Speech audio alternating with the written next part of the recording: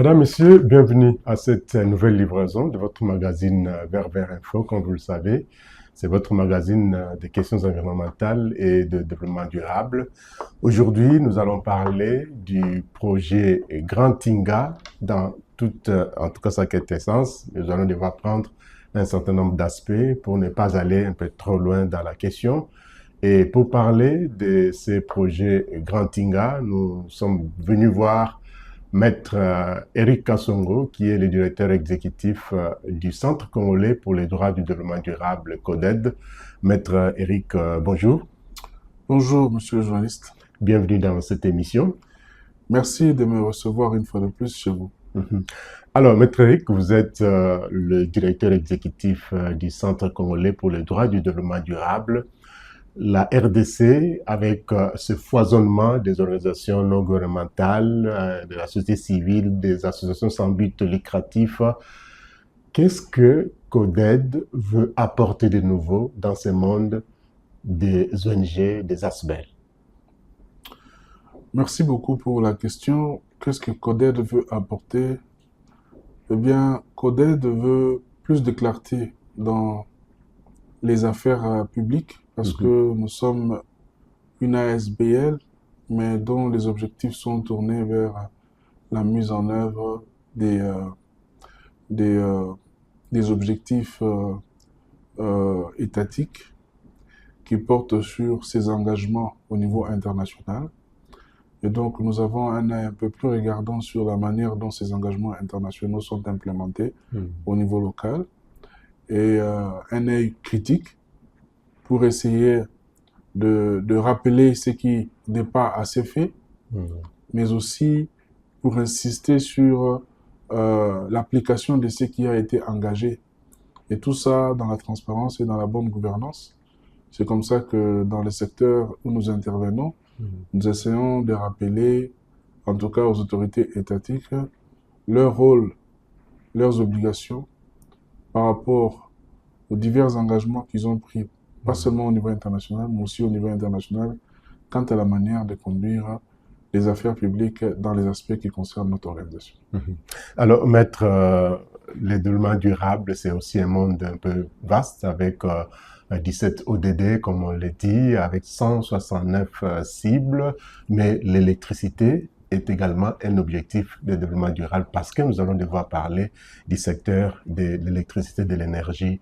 Un mot peut-être par rapport à cela, par rapport à cet ODD qui est axé sur l'électricité, l'accès à l'électricité.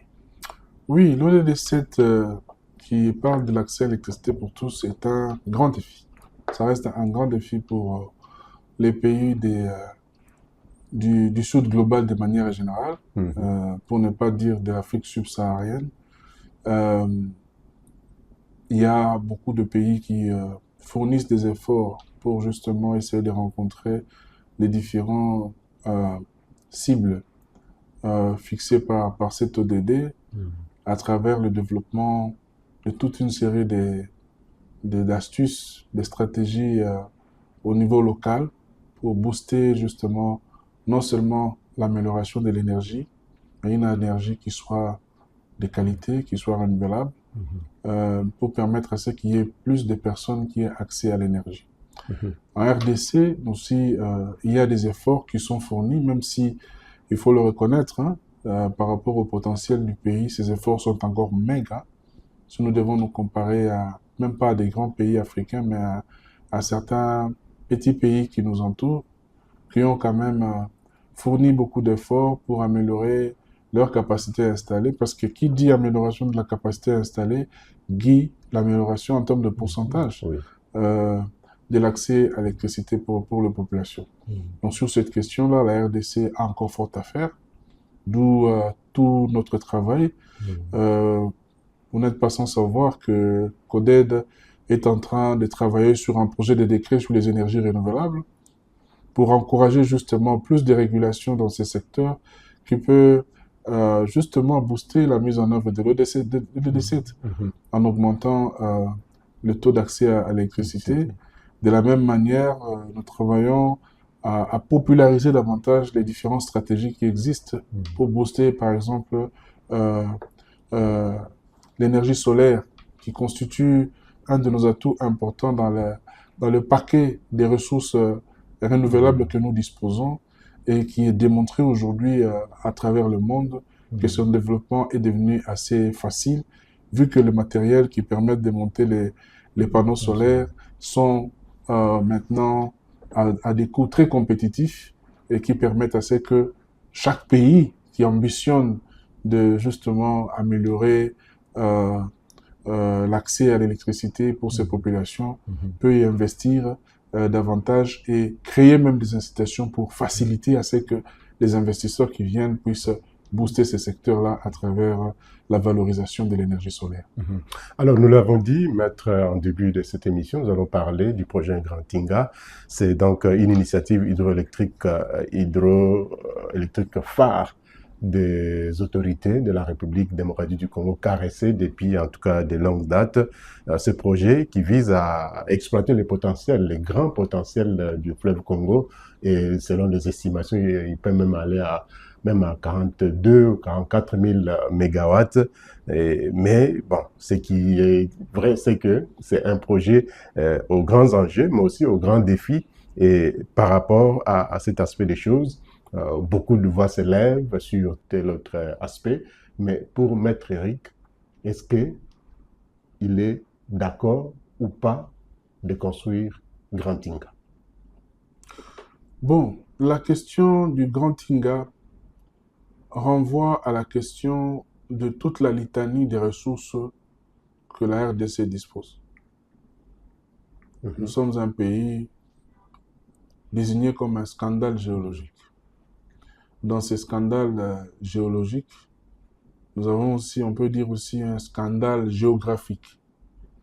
Parce que nous disposons de plusieurs cours d'eau, nous disposons d'un massif forestier important, une grande réserve importante en eau douce, mais aussi ces potentiels énergétiques que l'on peut aligner à juste titre, au même titre que les ressources minières que nous disposons. Et donc, à première vue, si les autorités congolaises envisagent de développer la ressource énergétique, comme nous le disions, pour aider à booster justement la mise en œuvre de l'ODD 7 et atteindre les objectifs de 2030, nous ne pouvons que encourager. Cependant, le développement de projets s'accompagne avec beaucoup de complexité, surtout lorsque on tient compte de l'ampleur ou du volume de financement que l'on doit engager dans un projet quelconque. Et donc, pour ce qui est du projet Inga, en tout cas du grand Inga, y compris dans sa phase, dans sa troisième phase, dans sa première phase qui est Inga 3, c'est un projet assez colossal. Et donc, autant nous estimons que nous n'avons pas le droit d'empêcher à un gouvernement légitime de pouvoir rechercher, développer des opportunités pour implémenter des projets qui peuvent constituer de sources des revenus pour le trésor. Autant nous disons que lorsque le gouvernement doit le faire, eh bien, il doit le faire dans le respect d'un certain nombre de principes. Et c'est là que nous sommes. En ce qui concerne Inga, notre propos n'est pas de dire que nous nous insurgeons contre la volonté du gouvernement de valoriser ces sites d'Inga. Notre propos est de dire que si ces projets, ces sites doivent être valorisés, ils doivent être valorisés dans le respect des standards internationaux, dans le respect des droits des communautés, dans le respect de la bonne gouvernance et dans le respect de l'environnement. Parce que vous imaginez qu'un projet tel que le Grand Inga va nécessiter de grandes opérations, de grandes envergures qui ne vont pas manquer de bouleverser les écosystèmes naturels, les équilibres naturels. Et donc, il faudrait qu'il y ait un minimum de garanties que ces écosystèmes-là ne seront pas bouleversés de manière fatale et qu'un certain nombre de principes doivent être respectés. Et c'est là que se situe notre combat, pour rappeler à chaque fois que ça doit être fait. Autrement, nous n'arrêterons pas de crier pour dire que le projet n'est pas prêt s'il n'arrive pas à démontrer qu'il y a suffisamment de garanties, justement pour s'assurer que l'environnement est protégé, les droits des communautés sont protégés, et que le projet, quel que soit son scénario, le scénario financier qui va être monté, est inscrit dans le respect de la bonne gouvernance pour éviter justement toute question de corruption de tout genre. Alors, maître, deux aspects émergent là-dessus. Il y a l'aspect qui est lié à préparer le pays pour le projet et préparer le projet pour le pays. Mais si nous devons parler de préparer le pays pour le projet, avec tout ce qu'il y a, tout ce qui va avec, comment aujourd'hui on peut exactement préparer le pays, ou disons préparer le pays, oui, pour le projet? Comment on peut y arriver? Très bonne question, puisque nous sommes, c'est ça le nouveau paradigme. On parle souvent de paradigme. Lorsque nous nous sommes retrouvés avec nos amis de Fortescue Metal Group, on nous a parlé du changement des paradigmes. Parce qu'il ne fallait plus produire l'énergie de Inga à des fins de commercialisation. Eh bien, la bonne préparation du projet, comment préparer les projets pour le pays, c'est une très bonne question, parce que c'est justement le nouveau slogan de la DEPI et de la Banque mondiale, qui veut préparer d'abord le pays pour le projet. Oui. La préparation du pays pour le projet passe par un volet plus institutionnel.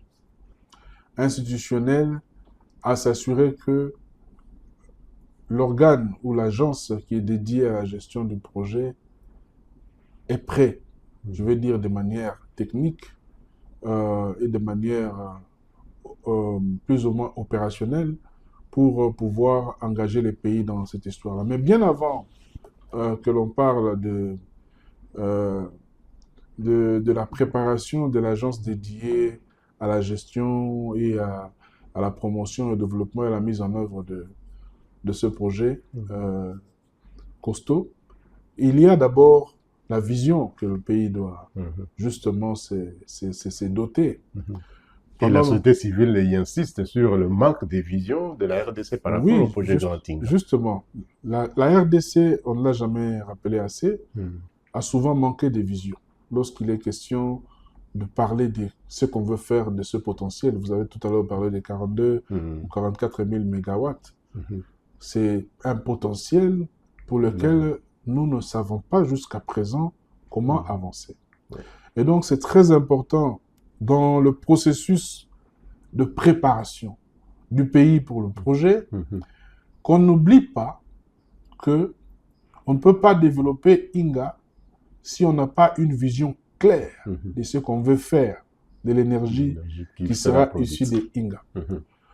Aujourd'hui, il y a plusieurs pays qui font la planification énergétique. Et d'ailleurs, nous allons avoir dans les jours qui viennent une table ronde sur la planification énergétique intégrée dans le cadre du réseau Mwangaza, justement pour mettre en place ces cadres de discussion qui permet à ce que la RDC, comme d'autres pays, puisse développer une planification énergétique.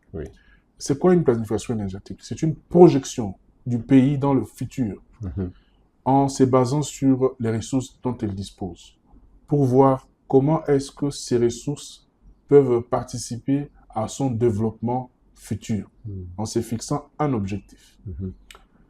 Nous avons parlé tout à l'heure du compact 300 qui veut atteindre 60% d'accès à l'électricité. Eh bien, il ne faut pas que ça soit dans le vague. Le grand Inga doit sortir d'une vision claire du gouvernement sur ce qu'il veut atteindre. Or, lorsque nous lisons les documents, même actuels, de la DEPI et de ses partenaires de la Banque mondiale, ce n'est pas encore très clair que le gouvernement a réellement adopté une vision claire sur ce qu'il veut faire des Inga. Et c'est quelque chose pour lequel nous estimons que il ne faudrait pas que les promoteurs actuels du projet puissent négliger cet aspect-là. Il y a certes des réflexions en cours au niveau de la DEPI sur une forme de vision, mais jusque-là, ces réflexions-là sont informelles parce qu'elles n'ont pas encore été endossées de manière officielle par le gouvernement qui les défend. Autrement, vous et moi les saurions, puisque Madame la Première ministre nous parlerait de cette nouvelle vision qui serait adoptée par le gouvernement.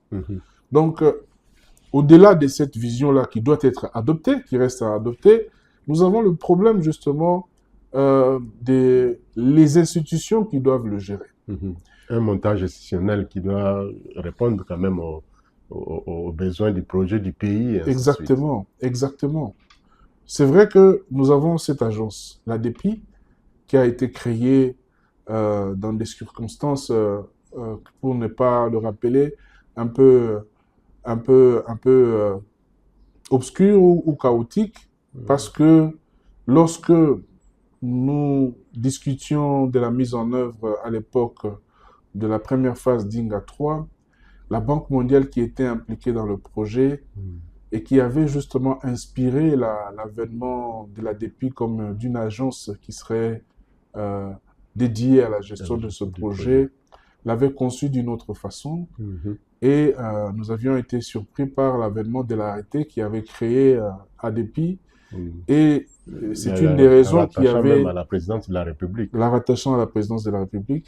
Et c'est une des raisons qui avait poussé la Banque mondiale en son temps, en 2016, à se retirer de ce projet. Alors, ce que nous disons, c'est que l'ADEPI qui gère le projet maintenant et qui est rattaché à la présidence de la République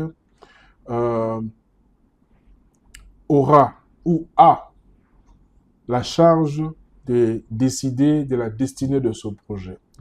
Nous disons que ça constitue une entorse à la législation qui existe par rapport aux attributions qui sont allouées, par exemple, reconnues plutôt au ministre des Ressources hydrauliques et électricité. Parce qu'en rattachant l'ADEPI à la présidence de la République, eh bien, c'est comme si on retirait au ministre du secteur le pouvoir d'agir justement sur l'orientation de ce projet. Je rappelle que ce soit à l'époque du président Kabila ou encore maintenant que le président Félix est là, eh bien, l'ADEPI est toujours rattachée à la présidence et donc sous la coordination du directeur de cabinet du chef de l'État. Pour ne pas dire qu'il échappe un peu au contrôle du Premier ministre et par ricochet au contrôle du ministre de Ressources hydrauliques. Alors, je parle sous le contrôle justement des responsables de l'ADEPI.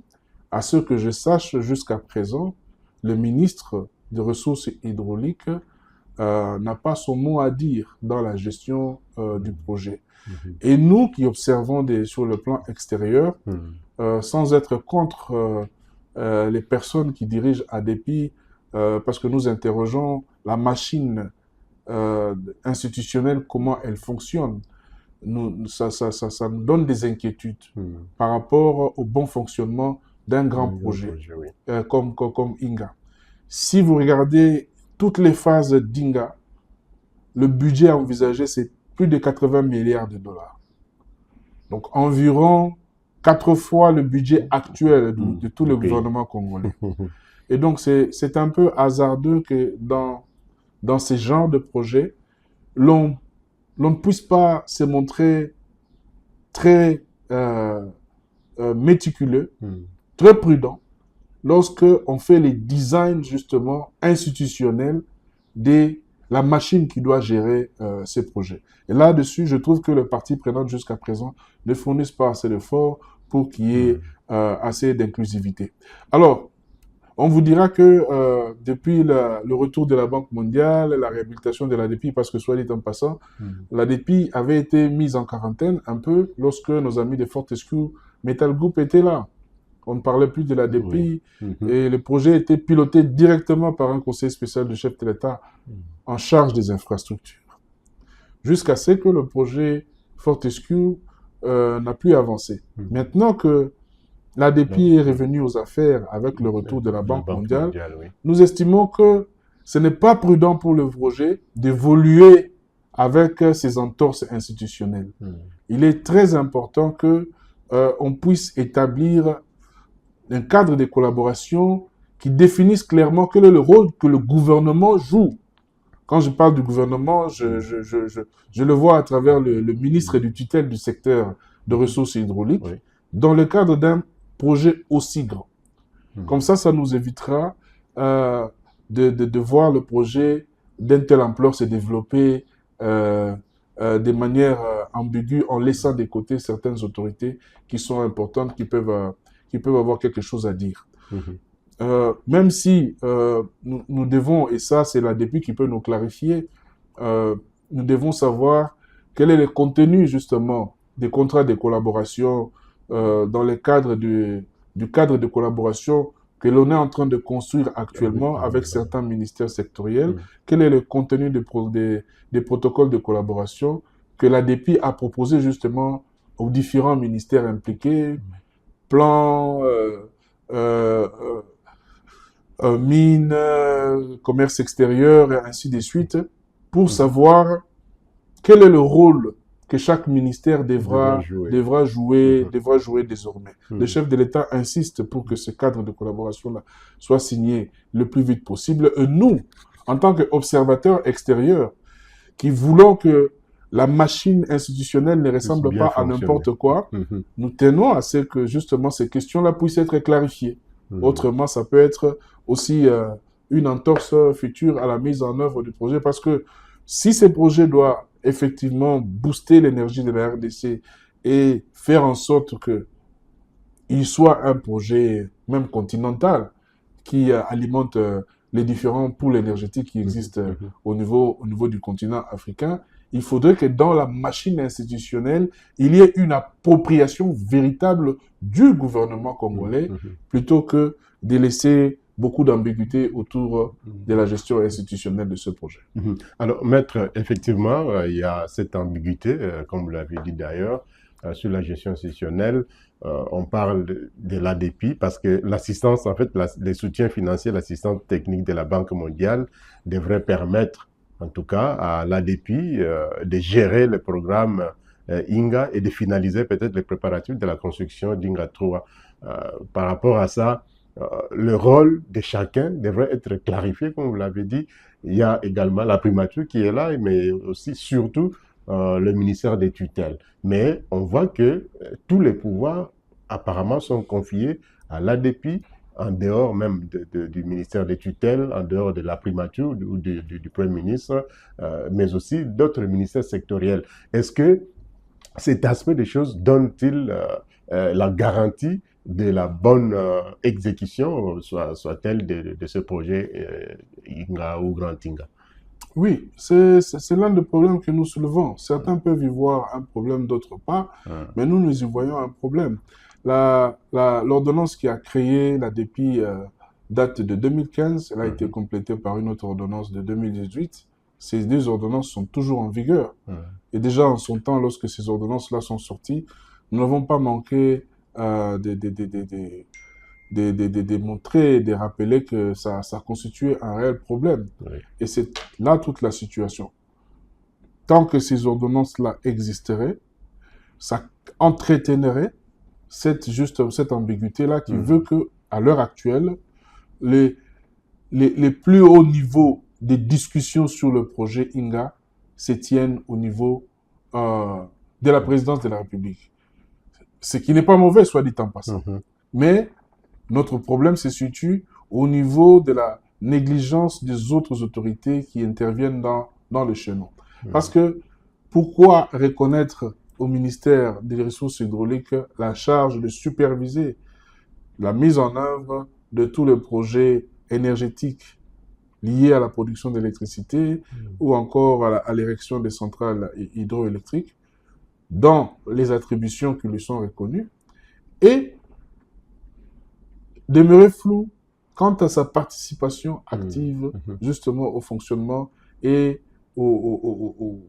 disons, aux étapes préparatoires, aux phases préparatoires de la mise en œuvre de ce projet. Donc, il est important, en tout cas, moi, je lance un appel aux promoteurs de ce projet de clarifier cet aspect des choses pour ne pas laisser se concentrer trop de pouvoir entre les mains d'une agence pour un projet aussi colossal. Aussi colossal, dont la première phase peut aller jusqu'à 10 milliards de dollars.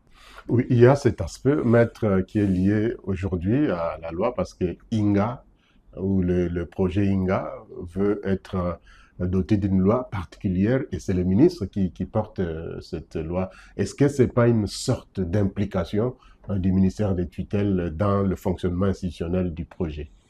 Ben, c'est une nouveauté et ça ne saurait pas être aussi différent puisque s'agissant d'une loi qui touche au secteur de l'électricité, c'est tout à fait normal que ce soit les ministres de ressources hydrauliques et électricité qui soient en charge.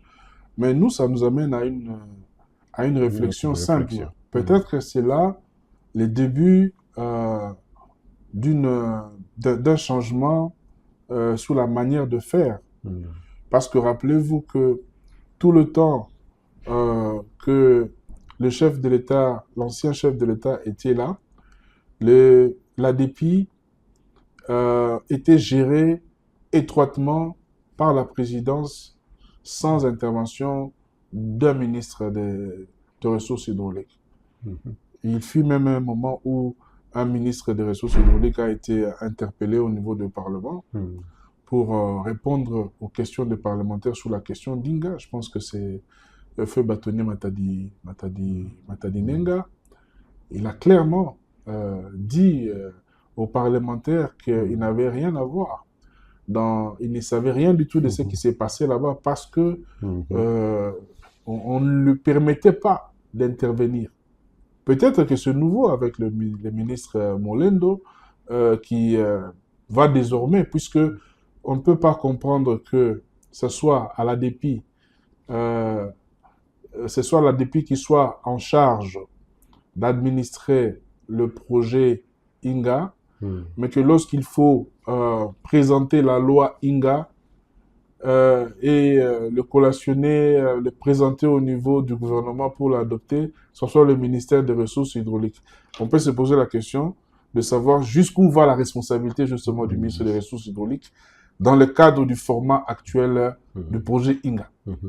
À quel degré est-ce que les ministres de Ressources hydrauliques interviennent dans le processus de la préparation du pays pour le projet? Quel est son rôle? Et quels sont les rapports qu'entretiennent à l'heure actuelle le directeur général de l'ADEPI et justement le ministre des Ressources hydrauliques quant aux activités préparatoires de la mise en œuvre de ce projet?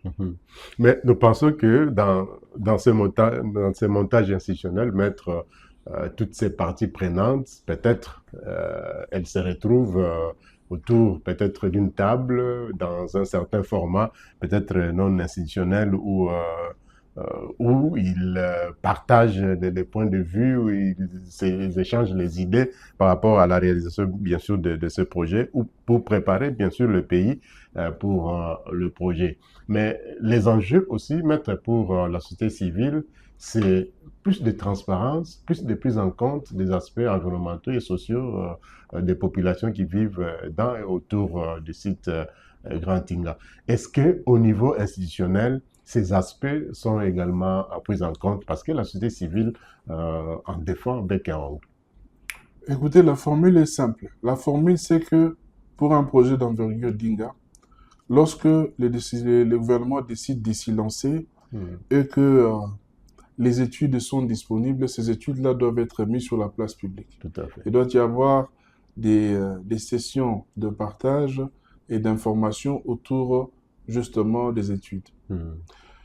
À ce que je sache, à l'heure actuelle, en dehors des études qui avaient été menées par EDF et AECOM à l'époque du lancement de Inga 3 basse chute, sont les seules. Ces études-là, telles que modifiées, parce qu'il y a eu des ajouts, des études complémentaires, financées notamment par la Banque africaine de développement.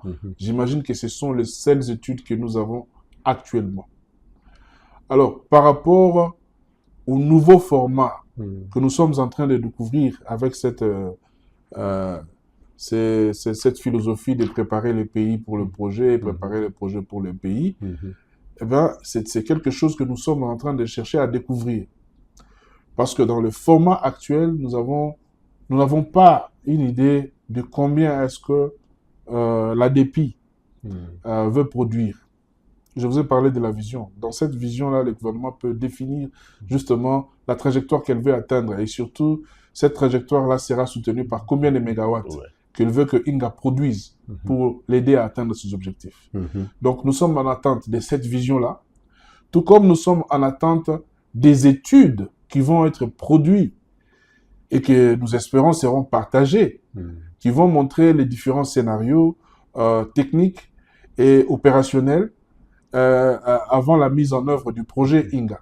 Et cela inclut tous les aspects liés à l'environnement, comment est-ce que le projet va bouleverser les écosystèmes dans la zone, mais aussi si le projet emporte, comme c'était le cas par le passé au moment de la soumission de la proposition commune sino-espagnole, emporte la possibilité d'un déplacement de la population. Vous voyez?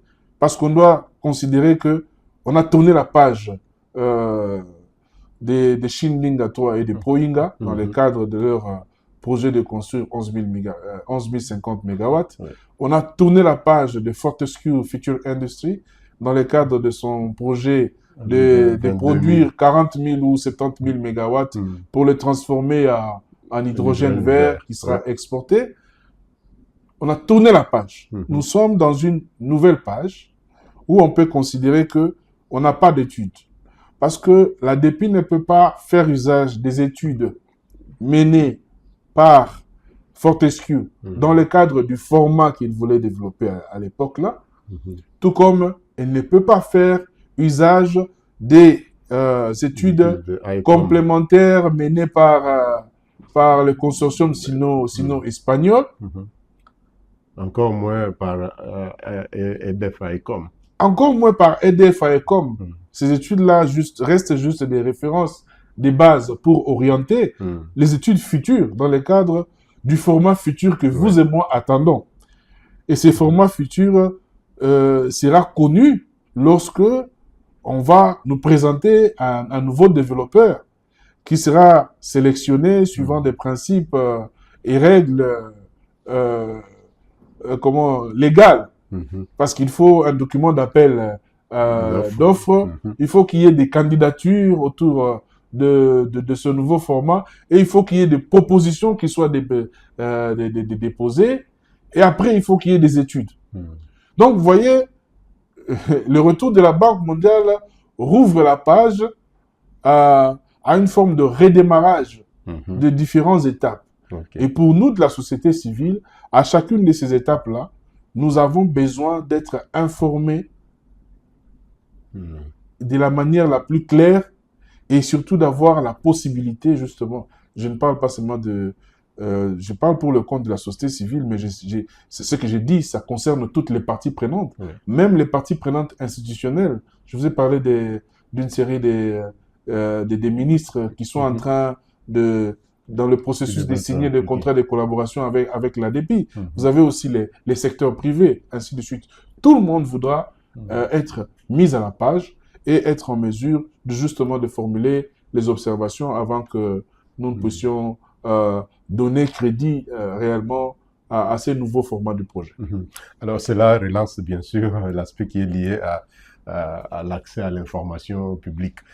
Alors maître, qu'est-ce que la société civile, qu'est-ce que le CODED peut en fait recommander à l'étape où on se trouve par rapport à toutes ces manœuvres institutionnelles pour que le projet Grand Inga puisse être réalisé, mais surtout dans cet aspect de préparer le pays pour les projets. Quelles sont les recommandations que CODED peut formuler à l'endroit du gouvernement, à l'endroit de l'ADEPI, qui est en fait le maître d'œuvre aujourd'hui?